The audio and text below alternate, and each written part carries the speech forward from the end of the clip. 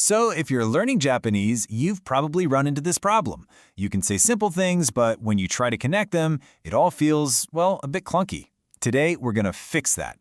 We are unlocking one of the most powerful tools in the language, the te form for adjectives and nouns. This is the key to taking your speech from choppy to incredibly smooth. Right, so let's get into what that really means. When you're starting out, you learn to make these simple, perfectly correct sentences. But the real challenge, the thing that separates beginners from more fluent speakers, is stringing them all together.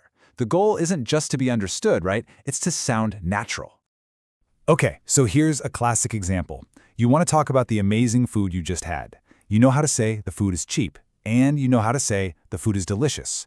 Both are totally correct sentences, but saying them one after the other feels a little robotic, doesn't it? It just doesn't flow. So how do we squish those two ideas into one smooth thought? And the answer, the magic trick here, is something called the te form. I want you to think of it as grammar glue. Seriously, that's its main job. It's not a tense, it's not really a mood, it's just a special little connector that sticks your ideas together.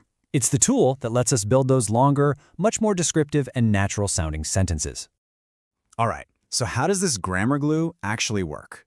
The rules are, thankfully, pretty simple.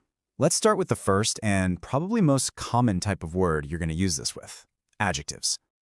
Okay, the rule for this is actually surprisingly simple. It's just 3 little steps. First, you take your adjective, like yasui, which means inexpensive. Then you just chop off that final I sound at the end. And finally, you add kute. That's it. So, yasui becomes yasukute. You've just made your first connector. And you can see this pattern works for most I adjectives. It's super consistent. Yasui becomes yasukute, oishi becomes oishikute. Easy. But there's one huge exception you've got to burn into your memory. The word for good, which is e, does something different. It becomes yokute. Just lock that one away somewhere safe in your brain. Trust me, you are going to use it all the time. And just like that, we've solved the puzzle from the beginning. Hanomise no tabemono wa yasukute oishii desu. See how that works? We've linked inexpensive and delicious into one single elegant sentence. The food at that restaurant is inexpensive and delicious. Problem solved.